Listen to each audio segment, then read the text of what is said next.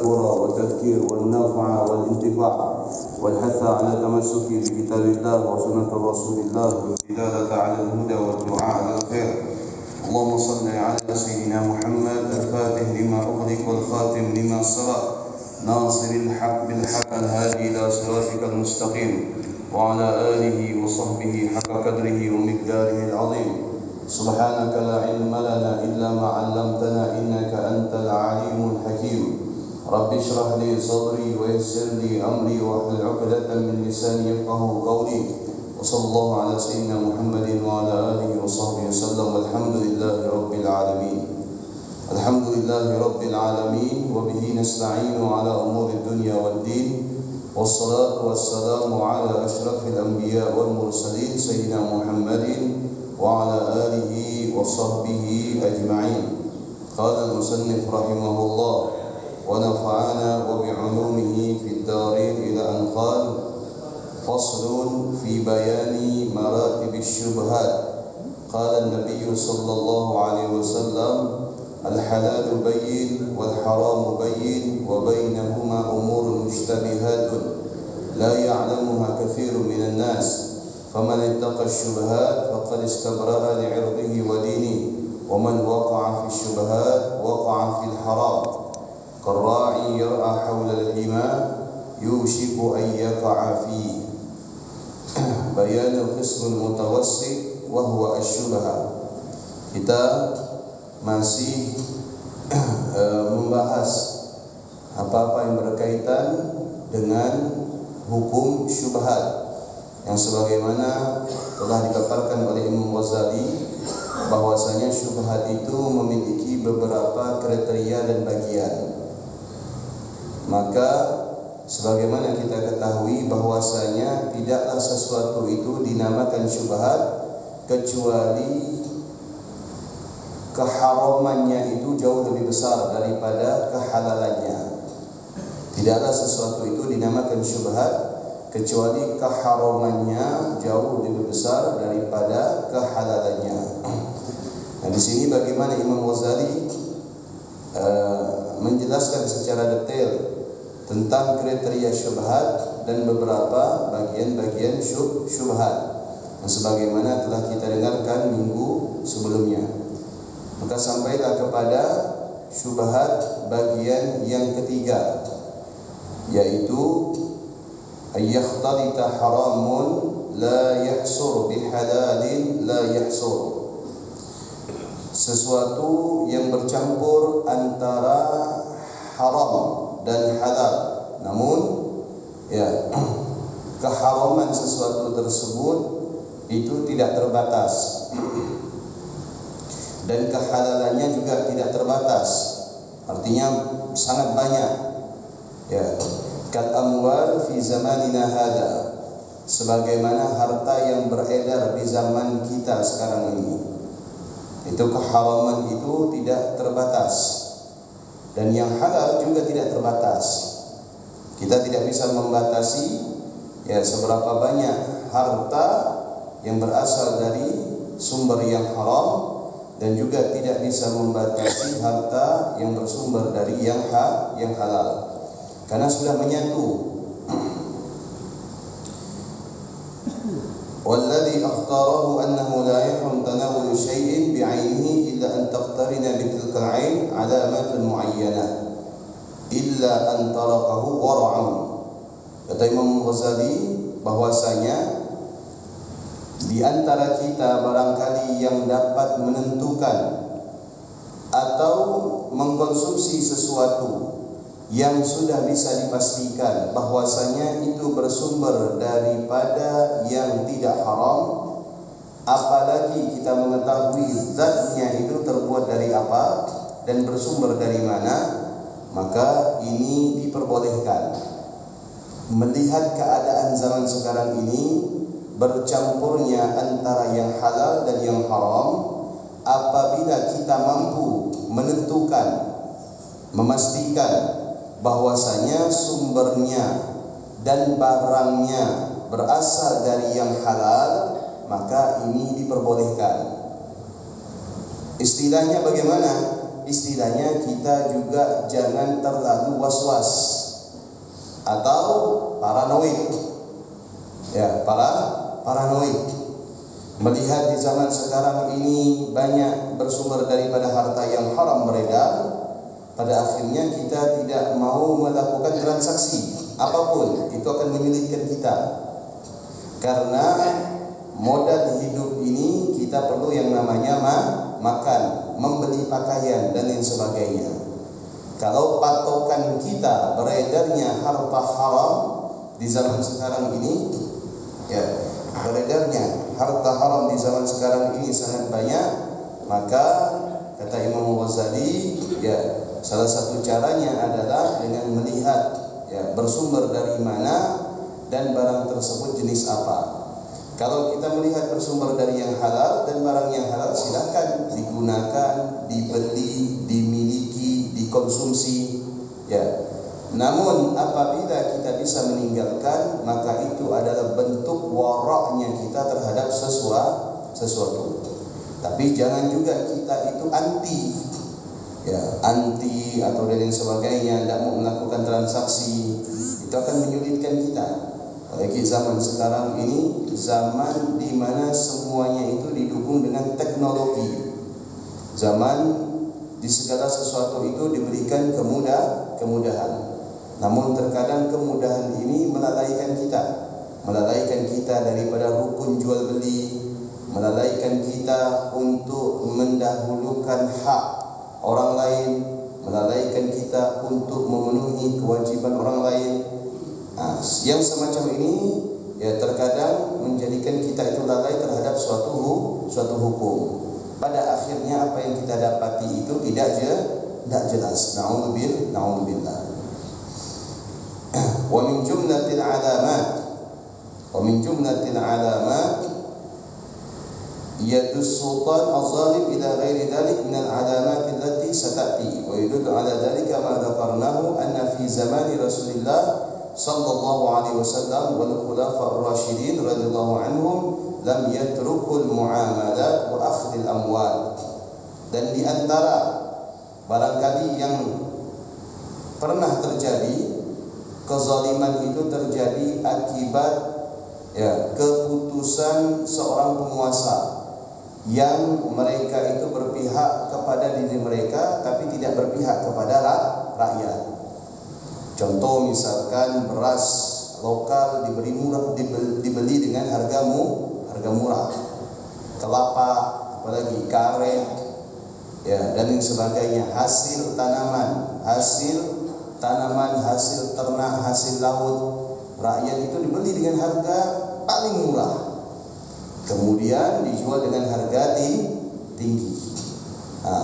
Ini kan bentuk kezaliman. Ketika dijual itu, ya, maka beredar sudah hukum yang namanya syubhat.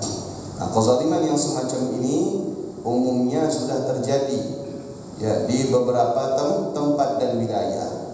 Dan orang yang memiliki sifat wara', ya, mencoba untuk menghindar. Kenapa?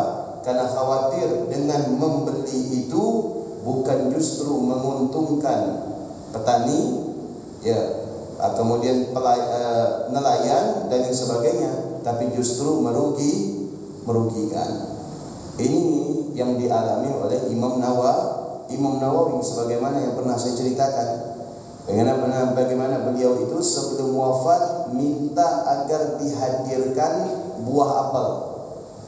Begitu dihadirkan buah apel, beliau tidak mau makan, ya, sampai beliau itu meninggal. Ketika meninggal, salah seorang muridnya bermimpi bagaimana beliau itu mendapatkan kenikmatan dari Allah di alam kuburnya. Maka ditanya, apakah ini semua kenikmatan sebab ilmu yang kau tulis, yang kau pelajari?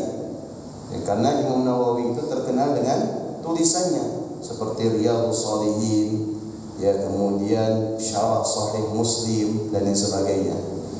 Maka kemudian beliau mengatakan di antaranya juga adalah saya yang menghindar dari buah apel yang ingin saya makan sebelum meninggal. Nah, kenapa? Karena pada saat itu beliau mengetahui bahwasanya apel hasil panen dari petani setempat itu dibeli paksa oleh penguasa dengan harga murah. Ya, dibeli paksa. Kalau tidak dijual, resiko. Ya kan? Ini diancam dan sebagainya. Mau tidak mau petani itu jual. Ya, jual dengan harga murah, harga yang tidak layak. Ya, mau tidak mau dijual, dipaksa. Nah, padahal dalam hal jual beli itu tidak boleh ada unsur paksa, tidak boleh ada unsur paksaan. Ya, apalagi orang yang tidak mau menjual barangnya dipaksa untuk menjual barangnya. Nah, itu tidak boleh. Ya, diancam dan sebagainya, tidak boleh. Itu zalim. Ya, ada orang tidak mau jual barang ke kita paksa, jual tidak. Kalau tidak jual, nanti saya boikot. Ya, nanti saya suruh preman nanti saya suruh anak buah saya begini. Tidak boleh, haram, zalim itu. Ya, mendapatkan barang dengan memaksa pemiliknya itu untuk menyerahkan kepada kita, tidak boleh. Dalam hal ini kita sebagai pemilik barang, ya, boleh untuk mempertahankan barang tersebut sekalipun, mohon maaf, sekalipun ya kita itu harus melanggar aturan seperti berbuat kriminal. Kenapa? Karena harta itu adalah lambang kehormatan bagi kita. Makanya Nabi SAW mengatakan, ya, innamal muslim haramun. Sesungguhnya harta bagi pemilik orang muslim itu adalah haram. Haram artinya apa? Tidak bisa dimiliki oleh orang lain kecuali dengan ketentuan-ketentuan yang telah berlaku. Tidak boleh diambil secara paksa, tidak boleh diambil tanpa izinnya dan sebagainya. Nah, itulah bagaimana Islam itu menjaga kehormatan seseorang. Apabila ini terjadi, maka barang yang beredar itu dihukumi syubhat. Nah, barang yang beredar itu dihukumi syubhat. Akan tetapi kata Imam Ghazali, ya, dalam hal ini bagaimana di zaman Khulafaur Rasyidin lam yatrukul muamalat wa akhdhil amwal, walaupun beredar harta yang haram, ya, di zaman Khulafaur Rasyidin sepeninggal Nabi SAW, walaupun beredar itu harta yang haram sangat banyak, tapi para sahabat tidak meninggalkan yang namanya transaksi jual beli. Ya, mereka tetap melaksanakan transaksi jual beli. Kenapa? Karena itu tadi untuk kebutuhan hidup.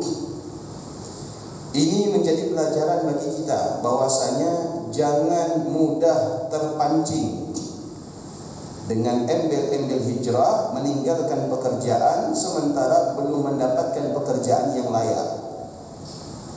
Paham tidak? Nah, banyak embel-embel hijrah meninggalkan pekerjaan, ya, dengan hanya sebatas alasan asumsi saja. Oh, ini syubhat, pekerjaannya syubhat Ustaz, maka saya tinggalkan. Sekarang kerja apa?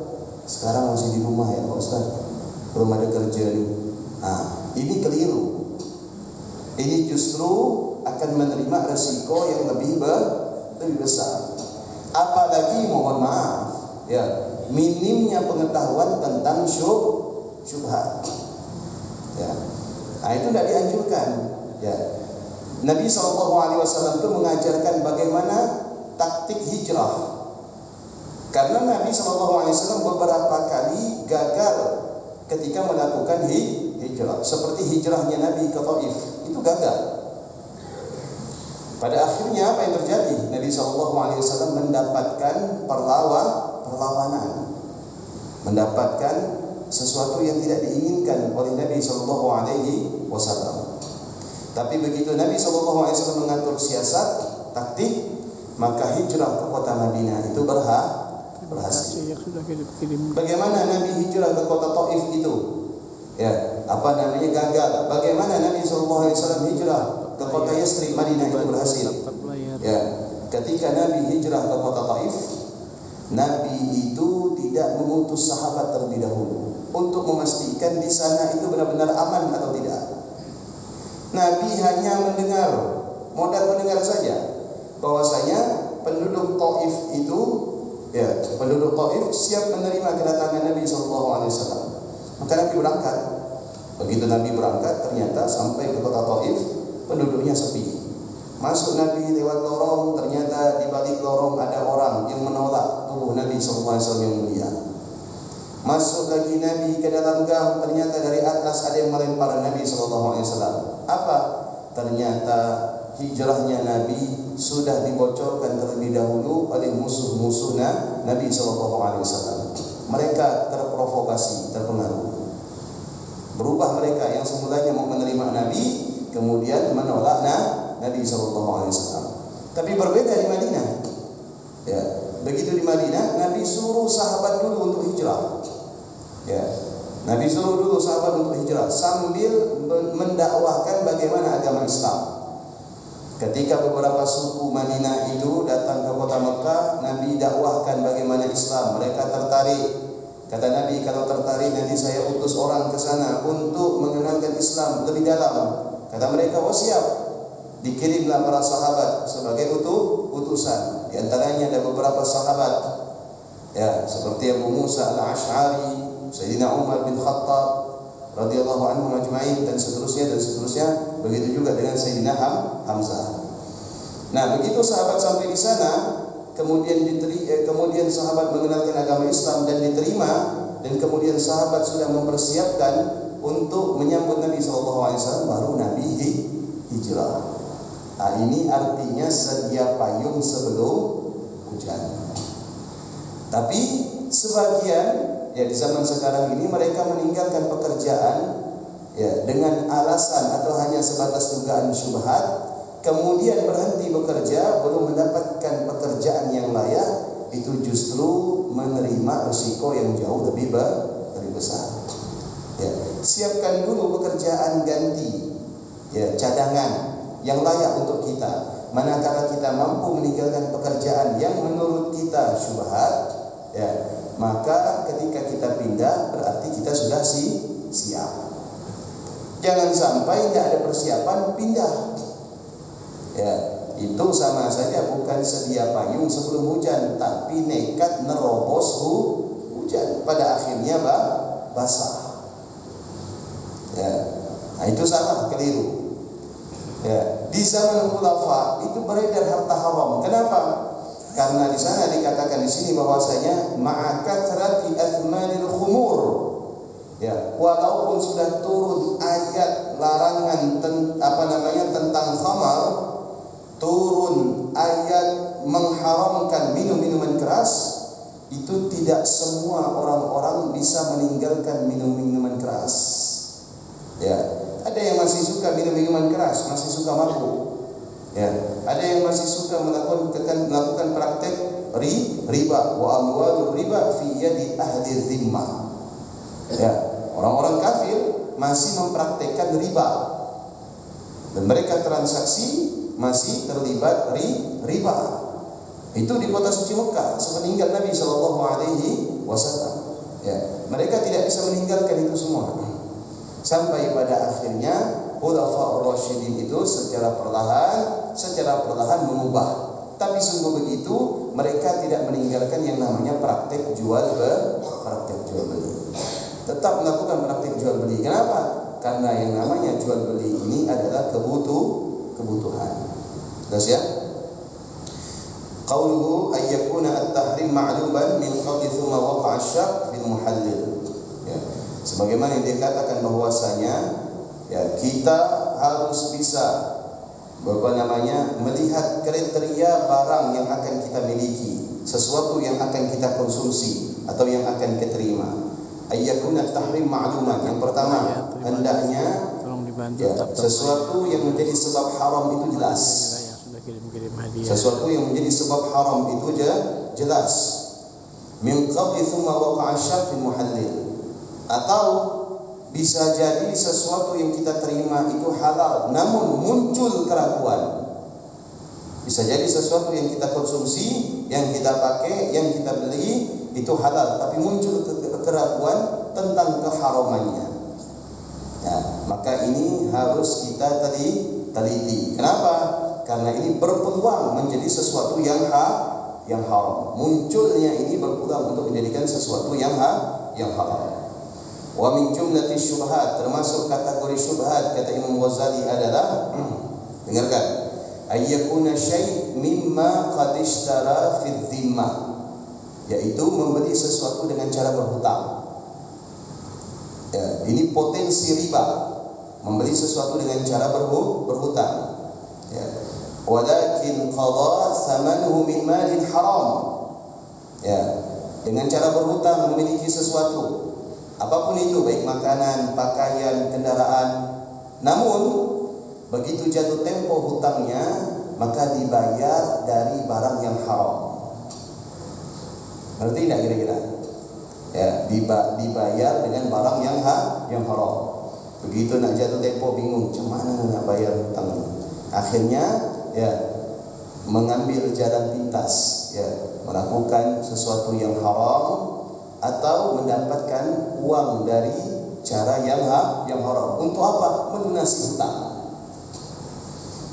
Ya, untuk melunasi hutang. Illa an yakuna taslimu at-ta'am qabla qabdi ath-thaman bi tayyibi qalbin fa akalahu qabla qada'i ath-thaman.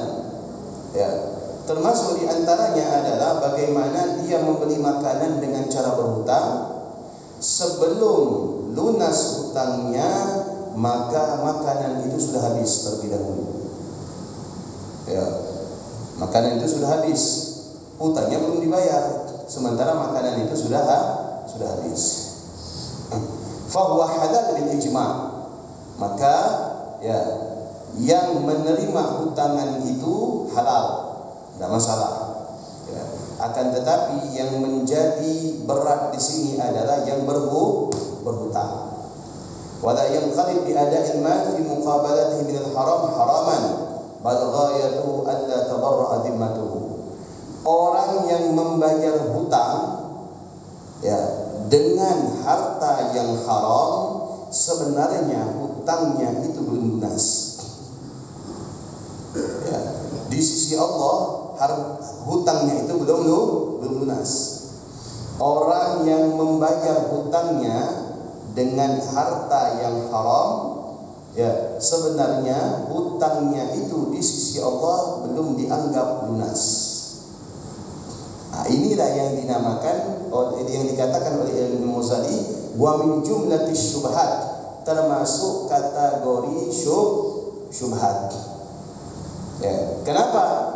Karena indikasi keharamannya itu lebih besar dan lebih kuat. Ya, muncul dugaan keharamannya itu lebih besar. Nah, itu membayar hutang dengan harta yang haram. Faka'annahu lam yaqdi tsaman. Seakan, ya, kata Imam Ghazali, orang yang membayar hutang dari harta yang haram, dia belum melunasi hutangnya. Ya, begitu mau jatuh tempo, dia pasang nomor, keluar pula, bayar hutangnya. Di mana aku dapat duit? Ada ya, mau tanya pula, yang penting aku bayar. Ya tak? Nah, itu, ya kan? Atau misalkan begitu mau jatuh tempo, pusing sudah, uang tak ada, pilihannya ada HP orang nganggur, dimbatnya HP orang dijual, atau motor dijual, atau minjam barang orang digadai. Betul tak? Itu kan banyak terjadi. Sewa mobilnya digadai. Sewa motornya digadai. Ya, untung tak nyewa rumahnya tak digadai. Ya kan? Nyewa mobil, nyewa motor digadai. Ya.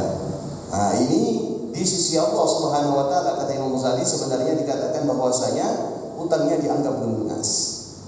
Ya. Wala yahrum ma akala wa in abra dhimmatahu. Yang dibayarkan hutangnya itu tidak kena haram. Ya, tidak kena haram karena tidak tahu. Ya kan? Karena dia tetap harus menerima haknya. Karena orang yang berhutang itu meminjam haknya, meminjam hartanya, dan dia berhak untuk dikembalikan hartanya dengan cara apapun, dan dia tidak berdosa. Yang berdosa itu adalah yang berhutang, belum melunasi hutangnya, kemudian melunasi dengan harta yang haram. Ma'al ilmi bi kauni tsamani haraman fa huwa yajibu bara'atu dhimma wal hilli wallahu a'lam. Kalau sudah hutangnya dianggap belum lunas, ya, ingat, hutangnya belum dianggap belum lunas, sekalipun dia itu sudah membayar hutangnya, namun dengan harta yang haram, bagaimana dia bisa melunasi hutangnya kembali? Yaitu dia harus berusaha untuk membayar hutangnya dengan harta yang halal. Ini kalau pemilik hutang tahu ini song 2 kali ya. Ya, kemarin kau bayar hutangnya, cepat betul, dapat dari mana ente? Adalah, ente pakai ngomongan benar kan? Nah itu, tadi ngomong tadi belum dianggap lunas tuh. Ente bayar lagi, cari harta yang halal. Oh bisa song 2 kali ya. Ya kan? Nah, lihat itu. Ya, belum dianggap lunas. Ini kalau kita kaji bab zakat, ya, orang yang bekerja dengan pekerjaan yang haram, kalau mengeluarkan zakat, itu zakatnya tidak boleh diterima. Ya, itu zakatnya tidak boleh diterima. Seperti ini misalkan ada bandar narkoba, datang ke masjid. Di sini ada amil zakat enggak? Oh ada. Kata pengurus masjid Darul Muttaqin. Mana orangnya? Oh ini Pak Haji Adib. Ya, amil zakatnya. Baik, saya mau mengeluarkan zakat mal saya. Sekian puluh juta. Ya. Itu sebenarnya orang yang semacam ini bekerja dengan pekerjaan yang haram, itu tidak termasuk wajib zakat. Karena di dalam syariat dia dianggap orang fakir. Nah, dalam syariat mereka itu dianggap orang fakir. Justru dia diberikan zakat, walaupun dia kaya. Kenapa? Karena ya, dia ini kaya bukan bersumber dari yang halal, tapi bersumber dari yang haram. Dengan kacamata syariat, ya, orang yang kaya dari sumber yang haram dianggap miskin dan mereka berhak untuk diberikan zakat. Nah, itu perbedaan ya pandangan syariat dengan pandangan kita. Pandangan kita dia kaya ya, masya Allah, punya mobil banyak, rumah di mana-mana, investasi di mana-mana. Tapi menurut syariat dia itu miskin. Bahkan mereka itu berhak diberikan zakat. Ya, jelas ya? Faslun fi tajassus was su'al.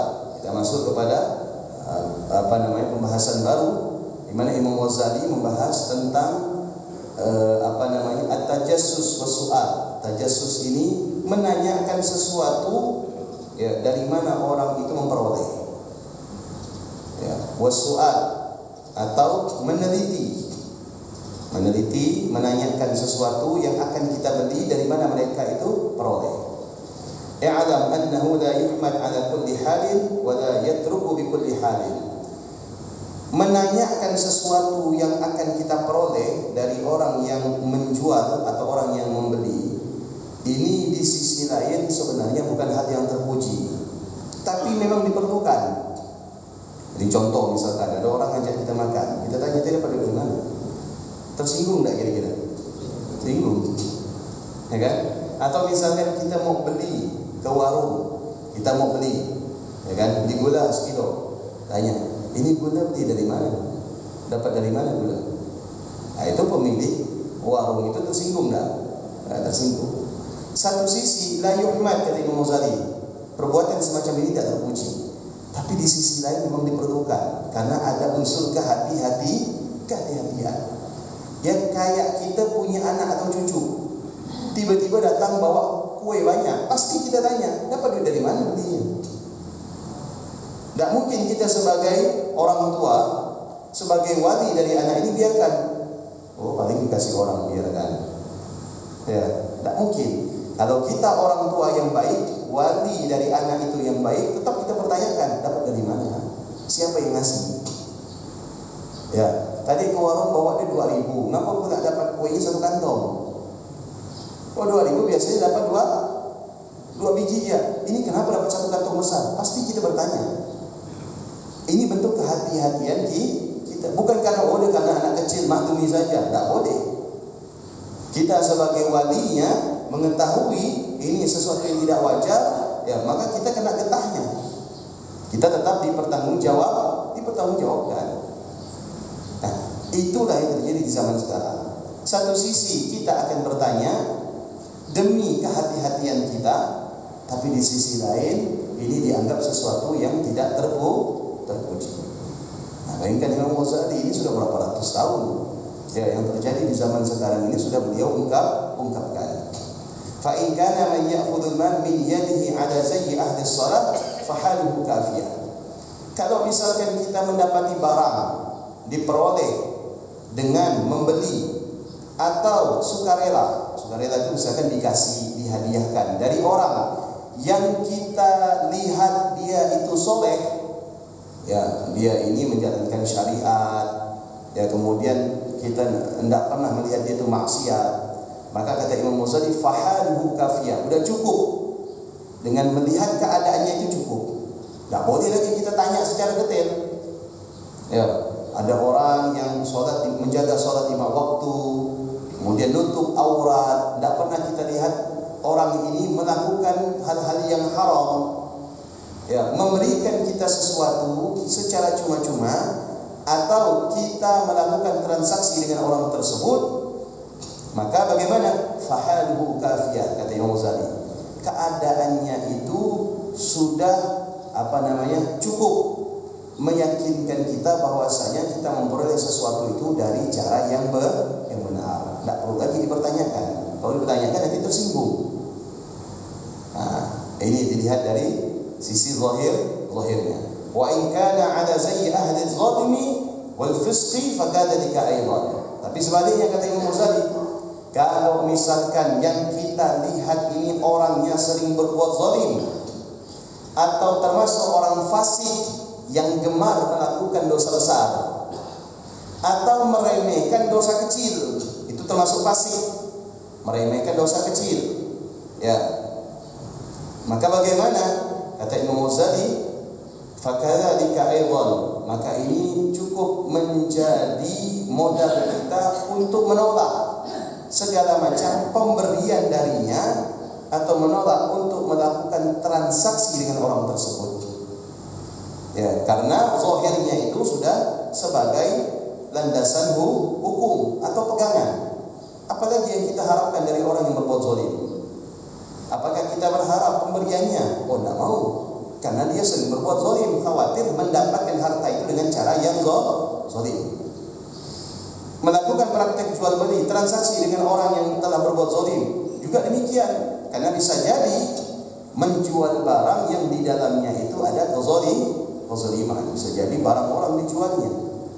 Bisa jadi ini milik bersama dijualnya. Nah, itu tidak boleh. Jelas? Nah, banyak ya, tanah milik bersama diakui milik per orang. Maka banyak terjadi kan? Ya, tanah milik wakaf diakui milik per orang lalu dijual. Nah, ini zalim namanya, tidak boleh. Wa in kana mas'ulul hal la 'ala zayyi ahli shalah wat tijar wa la 'ala zayyi ahli zulmi fa zahir al-iktifa bi 'adalatil Islam. Tapi kalau misalkan kita bingung, Pak Ustaz, ini tidak tahu saya orang soleh atau orang fasik karena saya baru kenal. Bagaimana? Kata Imam Ghazali, al-iktifa bi 'adalatil Islam. Kita melihat di daerah tersebut mayoritas muslim atau tidak. Oh, mayoritas, sudah cukup. Boleh melaksanakan transaksi dan menerima sesuatu darinya. Tapi kalau misalkan bukan berada di tempat atau daerah yang mayoritas Islam, maka kita sebaiknya berhati-hati. Maka ini adalah bentuk wara' kita. Wa minhum man jawaza su'al, dan di antaranya diperbolehkan yang namanya bertanya-tanya terhadap sesuatu yang kita peroleh atau yang akan kita beli. Wa idza kana lirrajuli idrar wa dukhuli min al-haram wa mali sultan wa dahqana fal wara' tarkuhu. Kalau misalkan kita melihat ada orang yang pernah terlibat dalam praktek kezaliman, maka kita harus tinggalkan. Kita melihat dia pernah melakukan praktek kezaliman, maka kita tinggalkan. Ya, tidak boleh. Nah, ini kalau istilahnya di dalam bab kewalian itu kita tidak bisa menerima kewalian seseorang kecuali orang tersebut menjunjung tinggi syariat. Jangan mudah percaya ya seseorang itu wali kecuali kita sudah memastikan bagaimana orang tersebut menjunjung tinggi syariat Allah. Imam Junaid al-Baghdadi itu pernah sampai kepada beliau berita di satu daerah ada waliullah yang sangat masyhur, sehingga orang-orang itu mendatangi wali tersebut. Maka Imam Junaid al-Baghdadi penasaran dengan kewalian orang tersebut. Kenapa? Karena menjadi daya tarik orang itu berdatangan kepada wali tersebut. Akhirnya Imam Junaid al-Baghdadi memberanikan diri untuk mendatangi orang tersebut. Begitu sampai, apa yang terjadi? Ternyata seseorang yang diduga ini adalah wali dilihat oleh Imam Junaid al-Baghdadi menudah ke arah kiblat. Menudah ke arah kiblat. Spontan Imam Junaid al-Baghdadi mengatakan, kalau memang dia itu waliullah, maka dia tidak akan menyia-nyiakan syariat Allah. Itu cuma menudah ke arah kiblat, apalagi buang hajat ke arah kiblat. Udah tidak dipakai. Ini bentuk kehati-hatian. Bentuk kehati-hatian. Kehati-hatian ini bukan menjadikan kita itu akan celaka, tapi akan selamat, demi keselamatan. Kenapa? Karena pilihan itu kita yang menentukan, bukan orang lain. Kalau pilihan kita betul, maka kita selamat. Pilihan kita tidak betul, maka kita akan menerima resikonya. Begitu juga segala macam sesuatu yang kita peroleh, baik dengan cara cuma-cuma, hadiah, atau dengan cara muamalah. Kalau kita melihat yang memiliki barang ini orang yang pernah terlibat dalam perbuatan zalim, maka bentuk warok kita adalah kita tinggalkan, tidak usah. Karena khawatir ketika kita melaksanakan transaksi atau menerima sesuatu darinya, dianggap apa yang dia lakukan itu sebagai pembenaran. Ini kan banyak terjadi. Orang yang berbuat zalim itu gemar sedekah, banyak yang menerima sedekahnya, sehingga untuk berbuat zalim itu semakin mudah. Dan perbuatan zalimnya itu dianggap sebagai pembenar, sedekahnya itu dianggap sebagai pembenaran daripada perbuatan zalimnya. Banyak. Mohon maaf, termasuk di daerah kita sendiri, itu bandar-bandar narkoba bagi-bagikan kupon, bagi-bagikan sedekah. Kenapa dianggap orang yang semacam ini bahwasanya apa yang dia lakukan itu benar? Kenapa? Karena apa yang dilakukan itu untuk membenarkan pekerjaannya. Jadi orang-orang sudah tidak bisa membedakan mana pekerjaannya itu haram, mana pekerjaannya itu benar-benar halal. Karena apa yang dilakukan itu untuk menutupi keharaman yang selama ini dia peroleh. Na'udzubillah. ومنهم من نظر إلى الأكثار وجعل الاعتبار. قال الحارث المحاسبي رحمه الله تعالى: إن من كان له صديق أو أخ فلا ينبغي أن يسأله لأنه ربما يبدو له ما كان مسؤولا عنه فيؤدي إلى الغضب وهو معصية في الحال. Tapi kalau misalkan kita ini sungkan untuk bertanya langsung, maka kita bisa memanfaatkan orang yang terdekat bagi kita. Barangkali kita punya teman, punya saudara yang bisa kita peroleh informasinya. Saya dapat barang dari bapak ini, kira-kira ente kenal nggak? Oh benar. Ini dia kerja apa? Oh dia tuh kerja ini. Halal ya, halal. Boleh. Tanpa menanyakan langsung kepada yang bersangkutan. Kalau nanya langsung kepada yang bersangkutan, khawatir yang bersangkutan itu akan marah, tersinggung. Wa'lam annahu la fa'idata fi su'al mimman ba'du maluhu haram. Ketahuilah, kata Imam Ghazali, tidak ada manfaatnya untuk meneliti, mempertanyakan kepada orang yang memberikan sesuatu kepada kita atau menjual sesuatu kepada kita yang apabila kita sudah mengetahui secara jelas dia itu terlibat kepada praktek yang haram. Jadi tajassus dan soal itu tidak ada manfaat sama sekali. Kenapa? Karena kita sudah bisa memastikan dia terlibat praktek haram. Jadi pertanyaan itu tidak ada manfaatnya sama sekali. cukup pengetahuan kita itu menjadi bekal. Bahwasanya kita tidak menerima sesuatu, tidak mau memperoleh sesuatu darinya. Rubbama yakdzib li gharadin. Karena kalau kita bertanya, khawatir dia itu berbohong. Ya. Kalau kita bertanya, khawatir dia itu berbohong. Ente masih kerja itu? Oh, enggak kira. Saya ada pekerjaan baru. Betul tak? Khawatir dia akan berbohong untuk maksud tertentu. Fa'al aula yakuna as-su'al min ghairihi wallahu a'lam. Maka lebih utama kita bertanya bukan kepada yang bersangkutan, tetapi bertanya kepada orang lain. Wallahu a'lam bissawab. Yang mau ditanyakan?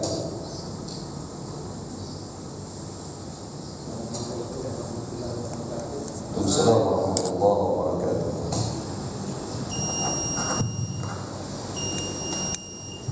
Assalamualaikum warahmatullahi wabarakatuh.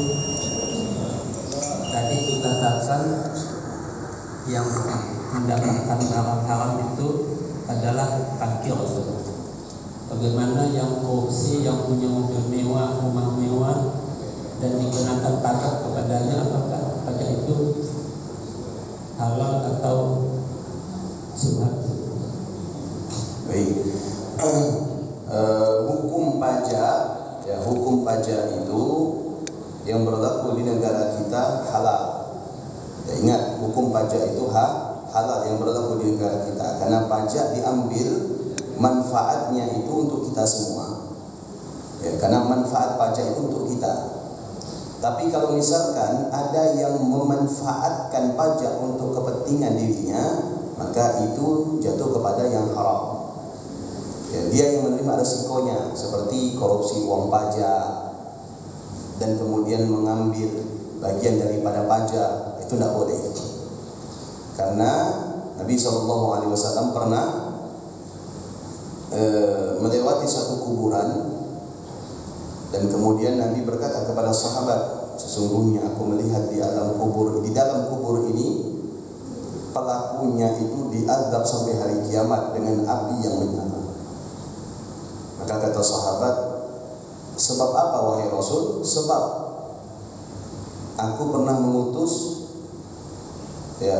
untuk mengambil pajak dari penduduk negeri Syam. Kemudian di perjalanan dia makan satu kurma dari pajak yang harus dia serahkan kepadaku. Maka sebab satu kurma itu menjadikan di alam kuburnya itu Allah berikan api yang senantiasa menyala sampai hari kiamat. Itu ya. Nah, jadi pajak yang berlaku di negara kita itu halal.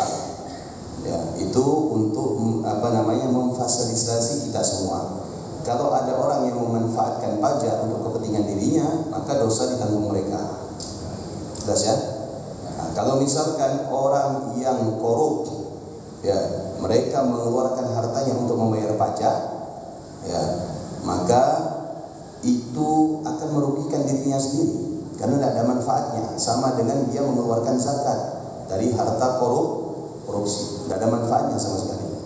Dan sebelumnya sudah dikatakan bahwasanya barang siapa yang bersedekah, bersilaturahmi, memberikan infak dari harta yang haram, maka di hari kiamat Allah akan memasukkannya ke dalam api neraka dengan harta-hartanya. Artinya Allah tidak bisa dikelabui. Ya, paham ya? Sudah? Ya.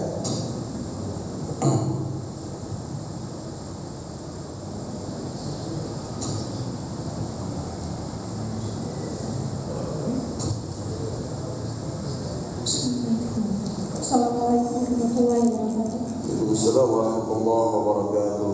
Saya mau tanya, kalau seandainya dia bekerja pada awal-awalnya dia mendapatkan harta yang halal, satu saat dia hilang, kemudian harta yang dia dapatkan dengan cara tidak halal bercampur dengan harta yang halal, terus kemudian pemerintah mengambil paksa semua harta yang dia ibaratnya dimiskinkan setelah sekarang itu. Bagaimana itu? Apakah pemerintah zalim terhadap dia dan bagaimana harta yang dia kumpulkan selama yang halal, apakah sudah bercampur dengan harta yang haram. Yang kedua, barang yang kita hutang, kemudian hutang itu masih berjalan, kemudian suatu saat barang itu kita jual dan ada kelebihan. Barang gadai. Tidak, barang kita Jaminan. hutang. Kita berhutang sama seorang, barang itu kemudian kita jual dan ada kelebihan dari barang yang kita jual itu bisa menutupi hutang, melunasi hutang yang pernah kita hutang sama orang. Bagaimana hukum uang yang kita dapat dari barang yang kelebihan kita jual itu? Apakah itu termasuk syubhat atau haram? Menjual barang yang dihutangi. Yang dari hutang. Misalnya kita beli barang motor. Contoh saja barangnya apa? Barangnya microwave. Apa? Microwave oven. Ya. Kita jual sama orang. Barang ini diperoleh dari mana? Hutang. Hutang. Sama orang. Oke. Kemudian kita jual sama orang dan ada kelebihan dari kita jual, ada kelebihan untung misalnya gitu. Untung itu kita bisa tutup menutupi membayar hutang. Baik. Jadi kelebihan uang yang kita dapat itu apakah itu termasuk syubhat atau haram? Oke, contoh misalkan saya membeli barang elektronik, anggap saya beli handphone, hutang. Berarti kan belum lunas kepada yang menjual handphone kepada saya. Kemudian saya jual ini handphone, ya kan? Uangnya saya bayarkan hutang. Betul enggak? Ada kelebihan uang. Ya, ngerti saya.